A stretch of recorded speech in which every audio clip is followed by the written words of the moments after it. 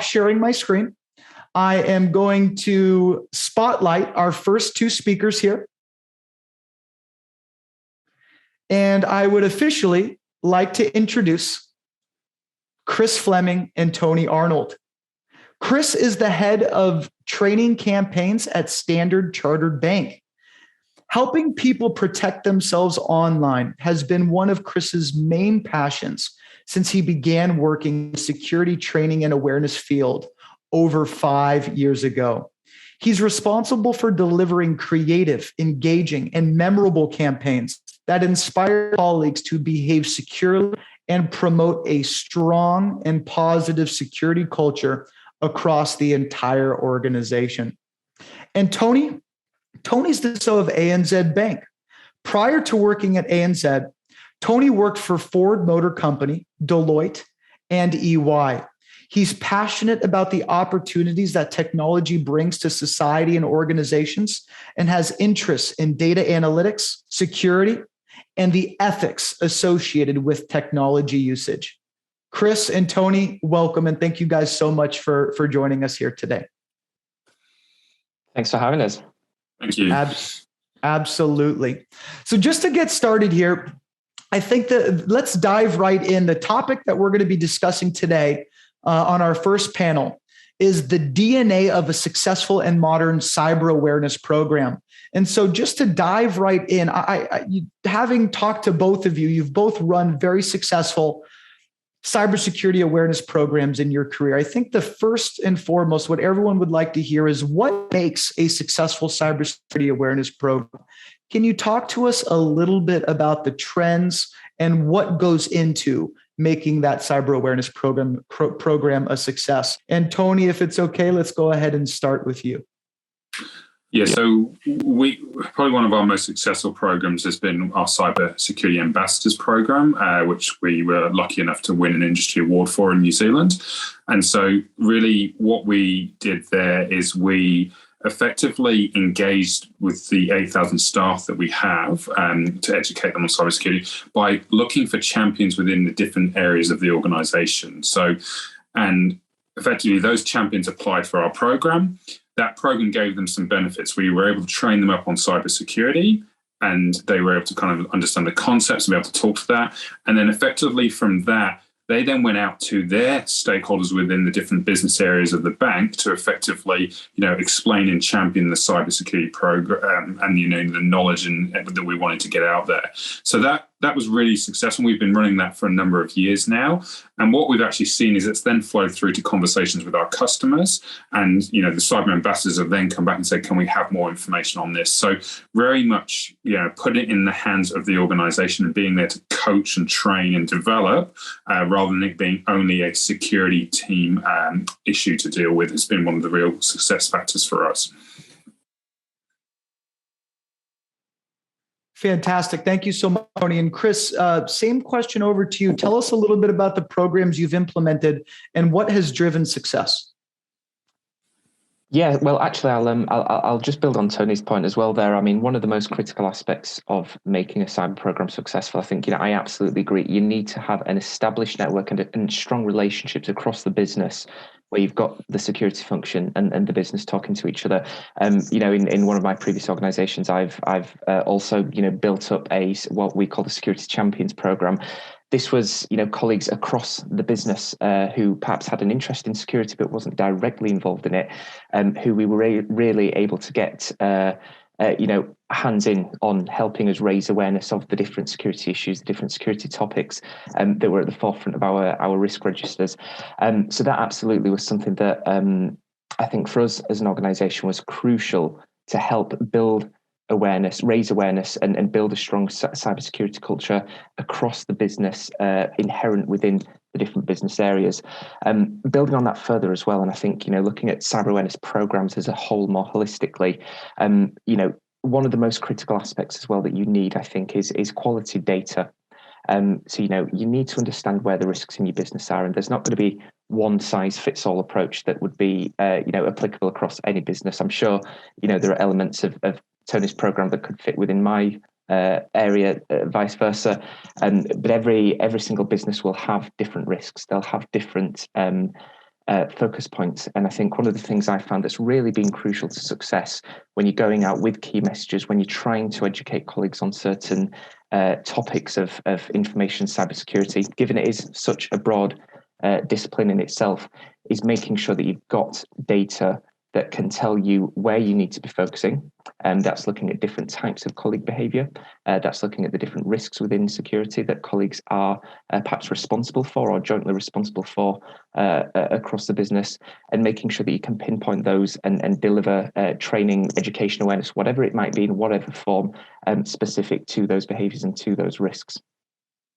Yeah, and I think adding on to that, Chris, you're spot on. I think the other thing to kind of bring that to life is like, one of the things we've spent a lot of time on is our phishing drills. We run them about every quarter, and we've made them harder. And, that's really generated some good data for us to then effectively understand where are the kind of the weaknesses in our organization that we can then target with specific training or messages. So it's really, really essential to get that. You're dead on, because without that, it's a bit of a kind of spray as many messages you can and hope they stick. And then I'd also add, having a slightly different approach to your executive and board. We've had specific training for that level where, we've come at it more from what do they need to know, what do they need to think about. So yeah, really good points. So building off of that, you both have talked about the importance of collaborating, building ambassador programs, sponsorship programs, collaborating with the rest of your organization. A key group to collaborate with, Tony, as you just mentioned, is the board, are the executives. And Chris, you had alluded to other cross-functional leaders. How can a security leader, a cybersecurity awareness program owner, drive these conversations with the executives to obtain that level of sponsorship needed, but also with cross-functional leaders? How do you get sales leaders to buy into this? How do you get marketing leaders to buy into this, support leaders to buy into this? You go first, Chris. Sure. It's a great question. And I think, interestingly enough, I think it's just about an hour's time, you've got a really, really key session that will answer into that question, which is about translating cyber risk into business risk. So when you're looking at your audiences at that top executive level, of course, you need to make cybersecurity relevant to them, as you do with every colleague across the organization, regardless of grade or seniority. So I think for me, one of the most critical things that you can do is really, before you approach them, answer that question, what's in it for them? What's in it for this business leader? And often, Tony just mentioned there, obviously, phishing simulations, which I think is common across lots of different businesses. Now, we certainly run them here at the bank. And, I think, one of the best things that you can do with phishing simulations is break down the MI behind the simulations. Indeed, you can do that with other behaviors as well. Make that specific to the business areas and call that out to the executives. Let them know perhaps where they may be underperforming, and importantly, let them know where their colleagues are exhibiting the right behaviors as well, asking them to reward those colleagues for doing just that. So I think executives, they've got such a key role, not just in perhaps understanding cybersecurity awareness themselves, or understanding the risks that are specific to them, but actually to drive a positive security culture and champion the right behaviors across the organization from a top-down level. Yeah, and I think adding to that, the points made by Chris, I think board and exec level, I think the historical kind of behavior in the security industry has been to be, very technical and effectively, this stuff's scary, spend more money, we need to resolve it. Effectively, we need to move as kind of practitioners now into this is a risk conversation, right? So the board and the executive team need to understand what this risk is and play that risk to their business model. A company that has a strong reliance on online presence to do its main operations has a different risk profile to a company that has some bricks and mortar stores and and some online presence. And so helping relate what's your business model to the risk of cybersecurity, really, really important. I think the other thing, kind of leading on the phishing drills a little bit as well, is one of the things is feedback. So we do phishing drills on a quarterly basis, and part of effectively what we do after each drill is we analyze the data. We then send an email to each of the team leads across the organization along the lines of, look, your team did great, no one clicked on the link, or your team didn't do too great, someone did click on the link. We don't name names because it's not about kind of beating people up. But what that encourages is a little bit of competitiveness and an ongoing conversation, right? And so we also kind of put a bit of humor in there. I once ruined the end to the Game of Thrones series, which people kind of got a little bit upset with. But, if they were a true fan, they would have seen it already. But effectively, having a bit of fun with it and just making it real and that continuous feedback is really, really powerful. And so it's a simple step, but often one that's missed by a lot of organizations. Yeah, I love that as an example, Tony. I think one of the things I would, just building on that as well, you mentioned competitiveness, which is, tying it back to the question that Theo was asking there, what's the role of execs and sponsors in an awareness program? I actually think, making security awareness and security behaviors competitive for them as well. So, one of the most effective things I've found in the past, not necessarily naming and shaming down at the individual level, at that granular level of detail, but one of the most powerful things that you can do when you're speaking to, say, a board or speaking to senior leadership across a specific function is letting them know what their results are in comparison to the group, in comparison to other business areas. That doesn't necessarily just give them a bit of a kick to try to to climb up the ladder, but actually it allows businesses to talk to each other about security. I've had really powerful examples in the past where we've shared, MI relating to colleague security behaviour with different business functions, with their senior leadership teams. And actually, we've had brilliant examples of, the business areas that were the best, speaking to the ones that perhaps weren't performing as well, sharing best practicing and understanding at that local level what more they can be doing to drive the right behaviours from the top down. So some really powerful examples there of using competition, to its full advantage. So if you want to make a security awareness program relatable, if you want to make it real, if you want to make it competitive, these are key factors into making it successful. How about into making it successful outside of October? Most organizations, they place such a heavy emphasis on Cybersecurity Awareness Month, which is one of the reasons why we're all coming together here today. And it's a great excuse to really emphasize a cybersecurity awareness program. It's a great opportunity to roll one out if you hadn't already done so. But I know from the minds of security leaders, they want to maintain that passion across their entire user base for the other 11 months of the year and not just in October. What are some ways that an organization and a security leader and a security team can do that? I know you've talked about competitions, making it relatable. Is there anything else you guys would like to expand on? Let's start with Tony. Yeah, so you talked about our Cyber Ambassadors program. That runs for 6 months during the year, and then the Cyber Ambassadors always have access to the security team, and we can work with them throughout the year. So that's one. Our fish and fire drills run throughout the year. And, to Chris's point, we make that fun. We make it a bit of competition to kind of get that engagement. The other thing that we do as well, which has been really well received, is, benefits of being a large organization. Our team in Australia effectively sends out a newsletter about once every 2 weeks, which kind of talks about what's going on in the security incident space globally. And they do it in such a way that it's very clear English. It's not technical, but it gives an appreciation. And it's also used to get some key messages across. So they often will kind of quote an incident in the press and then say what this would mean for ANZ as an organization and what we should be thinking about and those type of things. So keeping it very real. And then the other thing that we've done recently, which has been really successful, is it's a bit of a speed dating education session on cyber. So effectively in 30 minutes, myself or a member of my team runs through very quickly. This is what cybersecurity is end to end, and then answers questions. And it's, we've had teams reach out and ask for that as they've heard the benefit of learning from that. And then finally, I would say just in creating a culture of being open to raising security concerns, and those messages being sent by your executive team in your kind of team meetings, etc. The importance of that, because the data shows us that the majority of security incidents, usually someone knew there was a problem and they didn't escalate it up. So the more you can encourage that behavior, the better.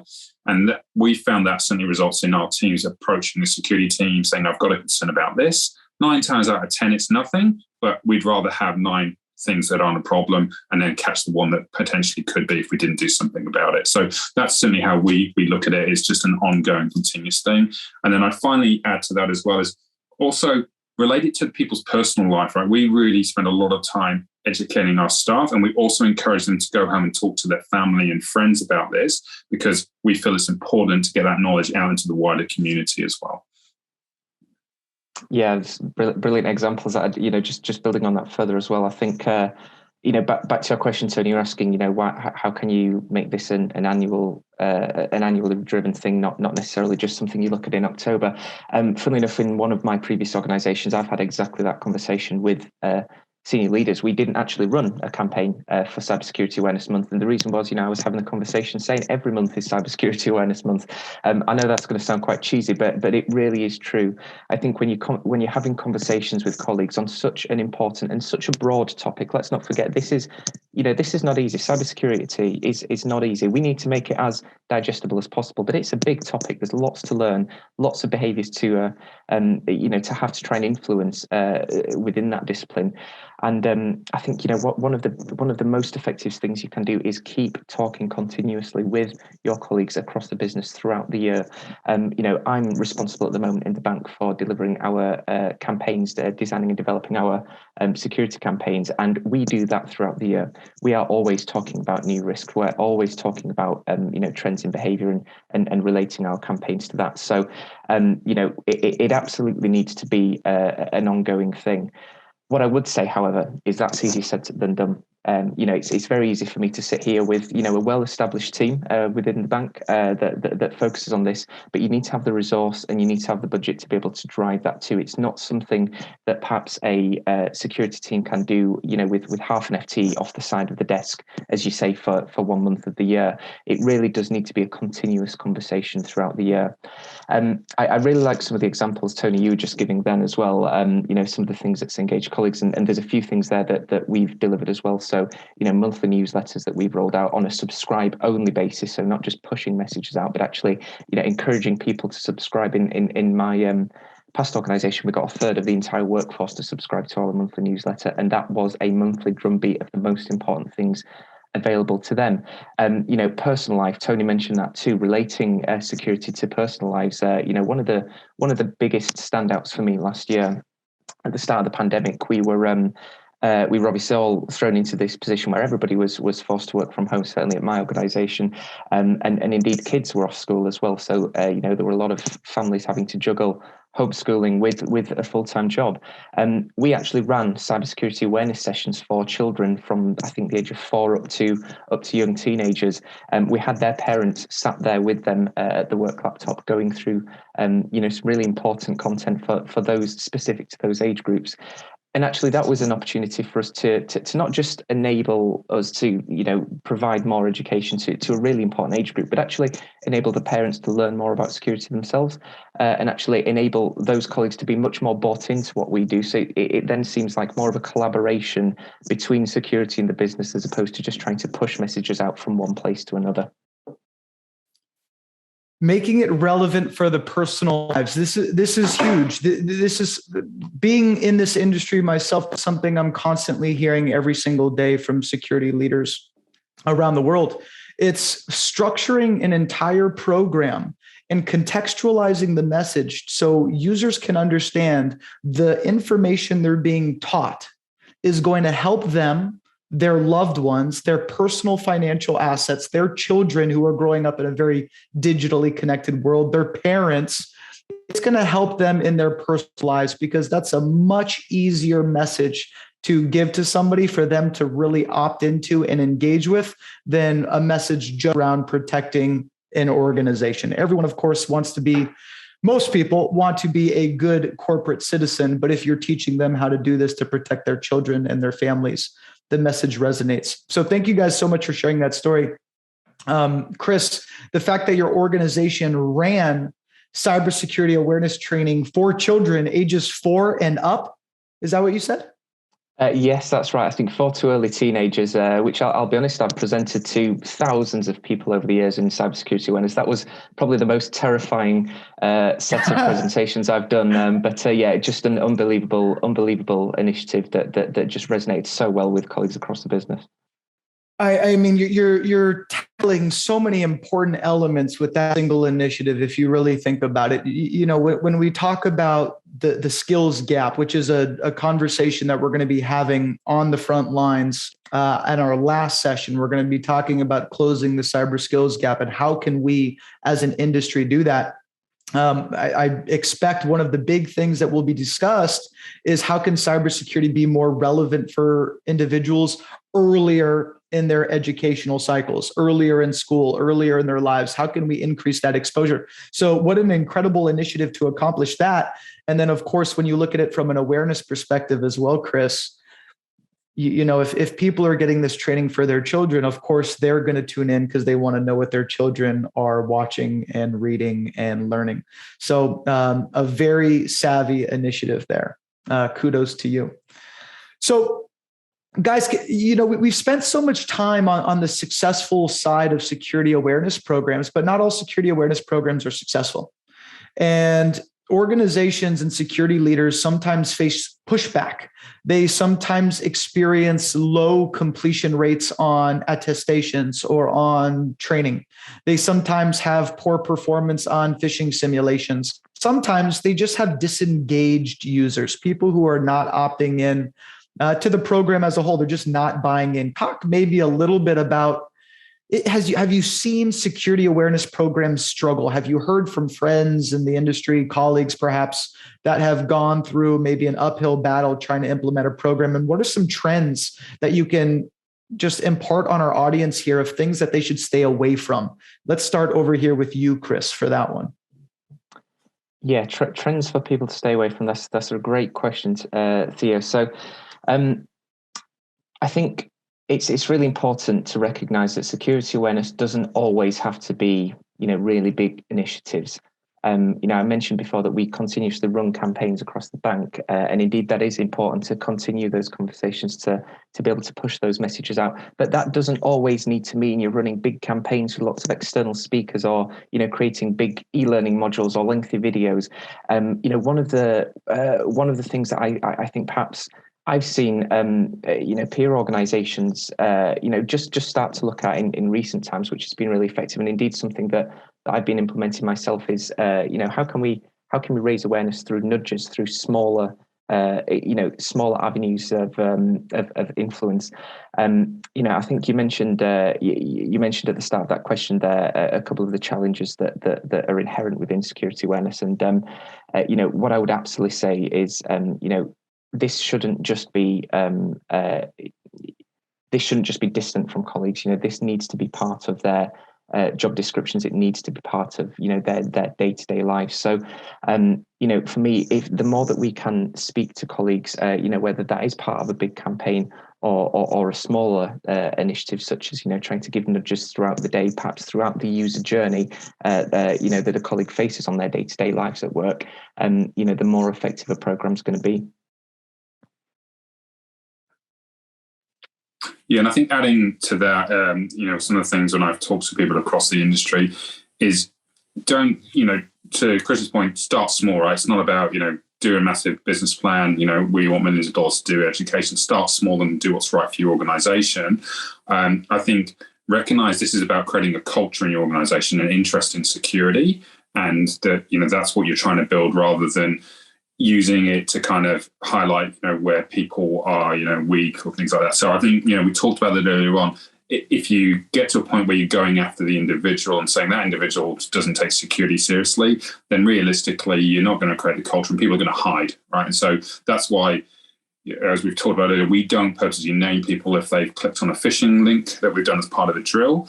But we talk about the area. We say this area needs an improvement, and then effectively, you know, we go forward from there. I think the only other thing that I've seen some kind of areas struggle with is security is quite complex, right? I mean, you can go very technical very quickly, and you can get into kind of talking about, you know, minor attack frameworks, NIST frameworks, etc. I think keeping the message simple and relatable, and back to this is a business risk, and this is why we need to think about this, and this is what we're seeing globally and the trends we're seeing, is a lot more powerful than getting into the very technical data. And, you know, sometimes for security teams, that's a bit of a danger because, you know, we love the technical stuff. That's why some of us are in the roles. And so trying to stay away from that's really, really important. And you just will lose buy-in over time. And it's a really good point that you mentioned there, Tony. I think just building on that further, you mentioned, cybersecurity is very technical, and it's important that we convey perhaps what are quite complex messages in a really simple way. I'm currently building out my team at the bank to help me deliver campaigns, and what I'm looking for.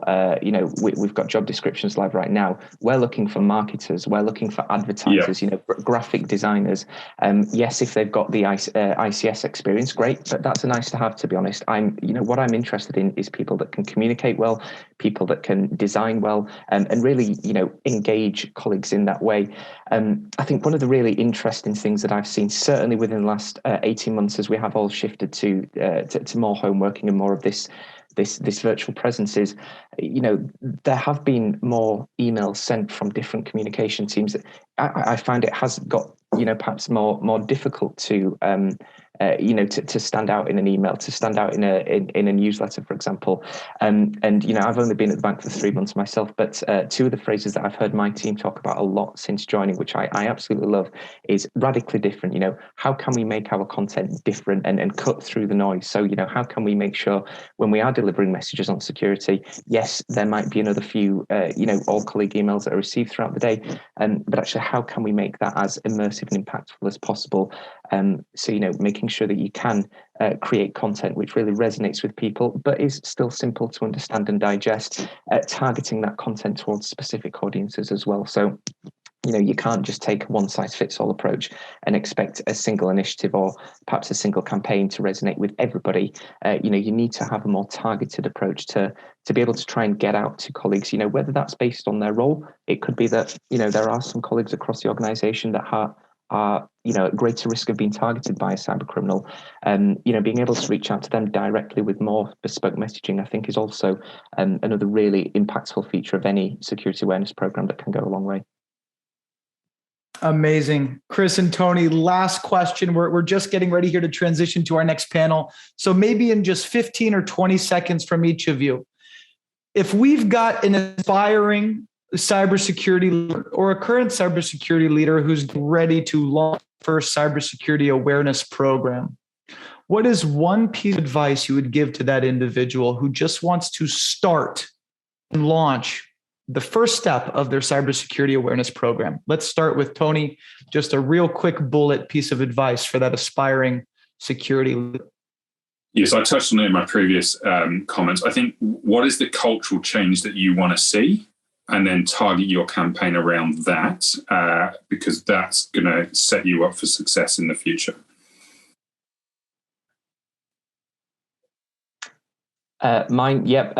Keeping it short and simple is be patient. You can't and you won't change security culture overnight. It is going to take time to factor security culture change into your plans, and you're going to need to do that into your conversations with senior leaders as well, setting the expectation that this isn't just, as we've discussed before, just something that you can do in mandatory training or perhaps once a month as part of Cybersecurity Awareness Month. You need to be continually investing and dedicating resource to be able to see change in the long term and sustainable change at that. Amazing. Tony, Chris, thank you both so much for a great panel today on the DNA of a successful and modern cybersecurity awareness program.